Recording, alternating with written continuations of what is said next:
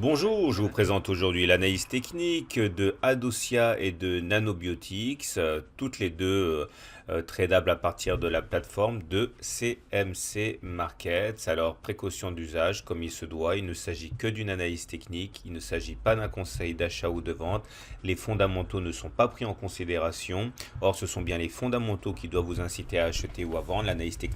L'analyse technique n'est là que pour vous permettre de trouver des points d'entrée et de sortie pertinent, mais cette analyse ne saurait à elle seule vous inciter à acheter ou à vendre. On commence par Adocia, qui est une entreprise spécialisée dans la recherche et le développement de produits biothérapeutiques. Et la nouvelle sur Adocia est en fait plutôt ancienne, hein. Le contexte est assez délétère depuis que son principal partenaire, Eli Lilly, a décidé de mettre fin au partenariat et ça a été le début d'une longue descente aux enfers depuis début janvier 2017. L'entreprise est solide, a priori, d'après ce que j'ai lu, mais il faut voir qu'elle vient de perdre quand même son principal partenaire qui lui a apporté les revenus les plus substantiels. Donc voilà pour le fondamental. Maintenant, basculons du côté du technique pour voir que effectivement la tendance elle est clairement baissière. On le voit à tous les systèmes de suivi de tendance. Regardez d'abord les pics. Les pics sont descendants et les creux sont descendants. Ça veut dire qu'au regard de la théorie de dos, on est en tendance baissière. Si vous découvrez l'analyse technique, ne vous laissez pas impressionner. Chaque bâton que vous voyez là correspond à une semaine de cotation et avec les plus hauts et les plus bas de la semaine. Et vous voyez effectivement les pics descendent, les creux descendent. Et également, nous sommes en dessous d'une moyenne mobile à 30 semaines qui elle-même descend. Elle est actuellement 42 euros. Et la théorie de Weinstein dit que quand on est en dessous d'une moyenne mobile à 20 semaines qui descend, on est en tendance baissière comme là. Donc à ce niveau, pas de doute, la tendance est effectivement assez délétère. L'utilisation de l'Ishimoku permet de voir ce qui fait obstacle, les prochaines résistances et les prochains supports, en particulier ici les résistances, vous voyez.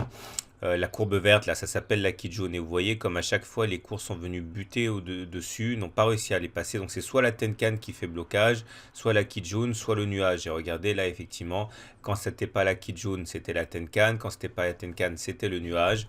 Donc il faut s'attendre de toute manière à avoir des difficultés à passer les 30 euros d'une part, puisque la Tenkan est là, et la Kijun à 40 euros, puis après il y aura le nuage.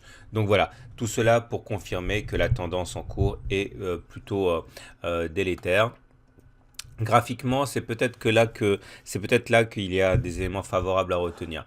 Regardez, tout d'abord, il est évident que les cours évoluent dans un canal descendant. Les oscillations sont belles.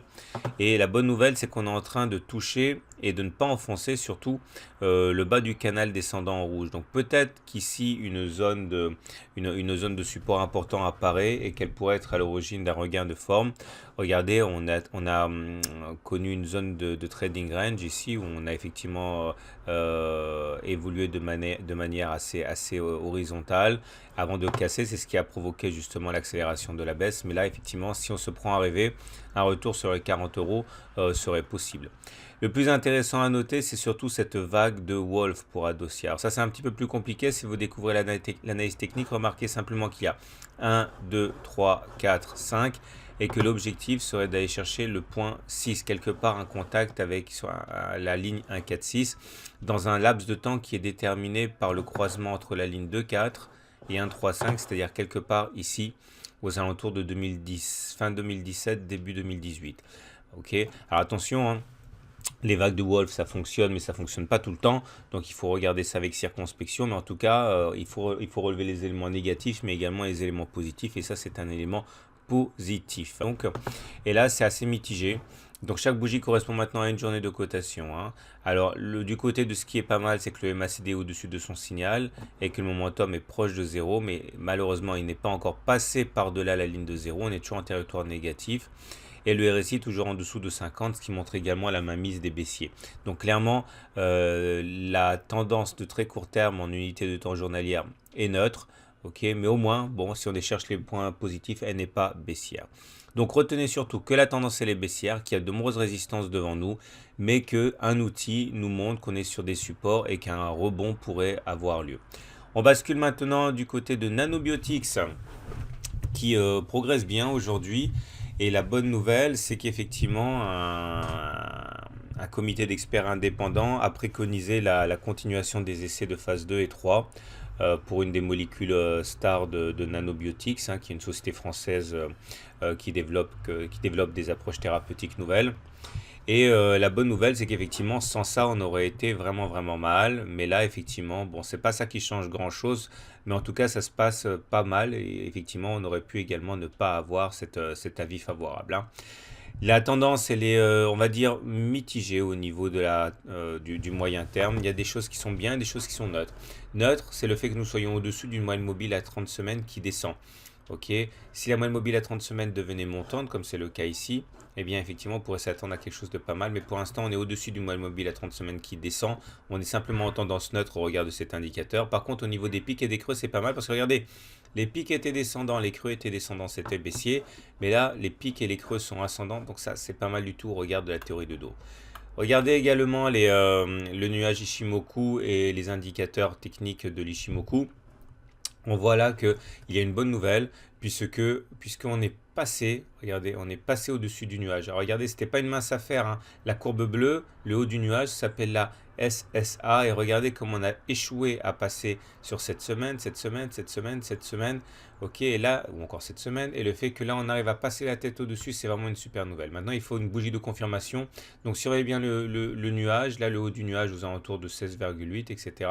Si on arrive à se maintenir 2 semaines de suite au-dessus, ça serait vraiment encourageant pour les semaines suivantes. On va dire que on a fait quand même pas mal.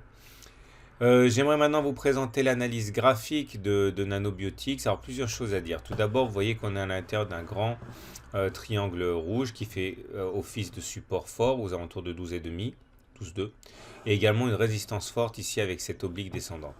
Alors, on a également ici un support oblique qui pourrait retenir les cours en cas d'attaque baissière. Il faut retenir plusieurs choses. Tout d'abord que il y a là une résistance horizontale à 18 euros. Si on arrive à casser la résistance sur laquelle justement c'est cassé aujourd'hui, eh bien on aurait une autre résistance en rouge ici aux alentours de 18,2, 18,3. Et si on arrivait à casser ça, effectivement ce serait pas mal. Alors l'élément que certains ont remarqué, mais bien que ne soit pas parfaite, on a une épaule tête-épaule inversée. Regardez, épaule, tête, épaule, inversée. Alors, elle n'est pas très belle, hein, parce que elle est un peu scoliosée, cette tête épaule est inversée. Mais bon, certains la voient, on peut donc la mentionner, mais c'est peut-être pas le plus important. Le plus important, je pense, c'est qu'il faut absolument passer cette zone ici des 18-18,2 pour se libérer un potentiel intéressant. Et un autre élément également à prendre en considération, c'est la fourchette d'Andrews. Vous voyez, vous prenez 3 extrêmes consécutifs, un plus bas, un plus haut, un plus bas. Ça se trace tout seul et la médiane ici et chacune des horizontales constitue un support et une résistance à la fois. Donc voilà, on a un objectif qui est d'aller chercher, si on casse l'oblique rouge, la médiane de la fourchette d'Andrews, cette courbe-là aux alentours de 20-21 euros, c'est pas mal quand on est à 17 euros. Et on a un support ici important. Vous voyez que ça a déjà bien ralenti la baisse des cours ici. On a un support important ici avec cette demi-droite. Voilà ce qu'on pouvait dire pour Nanobiotics. Retenez simplement que la tendance, elle est en tendance neutre avec un ballottage favorable pour les haussiers, qu'on vient de passer le nuage Ishimoku et qu'on a des objectifs aussi assez ambitieux. Encore faudra-t-il sortir du triangle rouge avant de s'extasier.